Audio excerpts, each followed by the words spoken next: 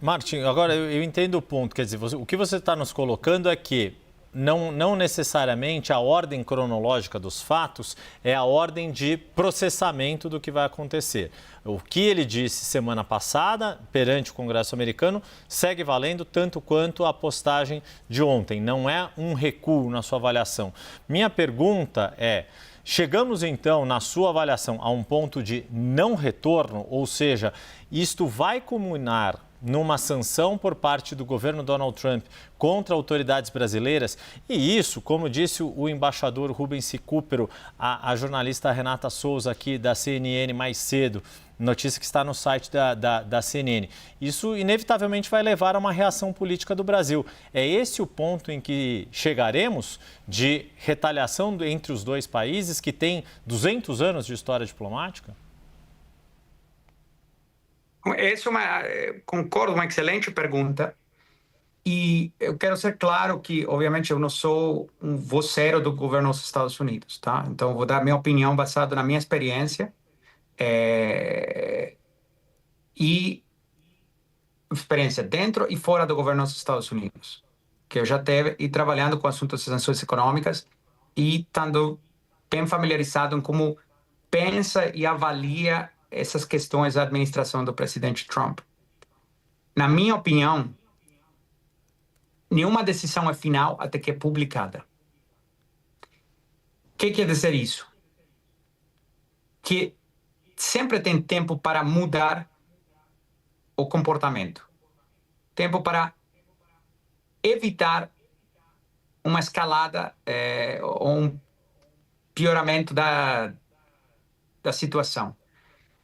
Então, quando nos focamos no mundo diplomático, que eu entendo que tem uma grande movimentação do Itamaraty, da Embaixada do Brasil nos Estados Unidos, o qual é perfeitamente correto, né, fazendo o trabalho deles, na minha humilde opinião, o que seria muito mais produtivo que minimizar ou negar o inegável ou defender o indefendível seria o seguinte: pelo menos se eu for um diplomata brasileiro ou um alto ministro do Supremo ou um executivo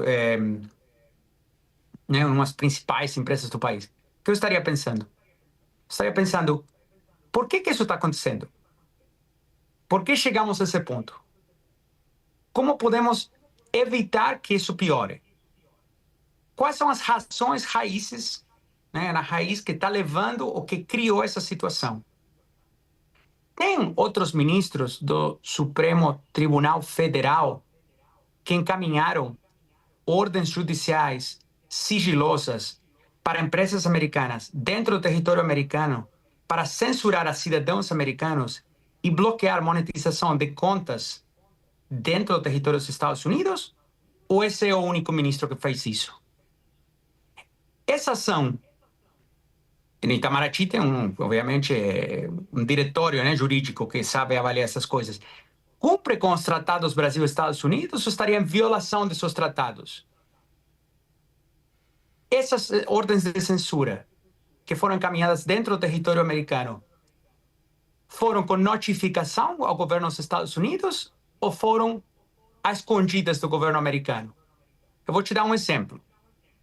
Quando eu fui procurador federal em Nova York, trabalhei com investigações que envolviam Brasil.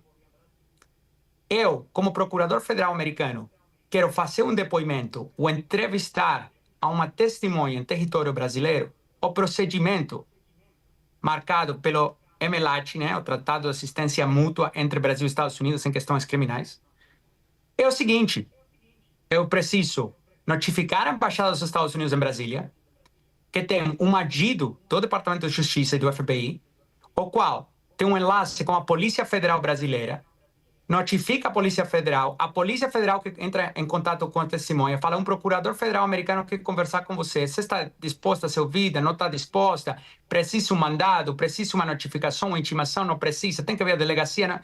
E a regra requer que quando fui procurador federal, qualquer procurador americano fazendo uma investigação que envolve o Brasil, quer vir para o Brasil para entrevistar uma testemunha brasileira, tem que estar acompanhado por uma pessoa da Polícia Federal ou um membro do Ministério Público Federal brasileiro, que tem que participar e ouvir e ser feito em português ou, se todas as partes concordam, pode ser feito em inglês. Esse é o procedimento. E tem centos de procuradores federais americanos, ao longo dos anos, que cumprem com essas regras. Os juízes têm um monte de outras regras que cumprem e seguem as regras. E no Brasil, é uma anomalia. Até onde eu sei, praticamente todos os juízes brasileiros seguem as regras básicas. Respeitam a lei, respeitam os tratados internacionais, respeitam o Tratado de Assistência Mútua Brasil-Estados Unidos. Polícia Federal, delegados de Polícia Federal, tem um monte que respeitam toda a audiência que está olhando aqui.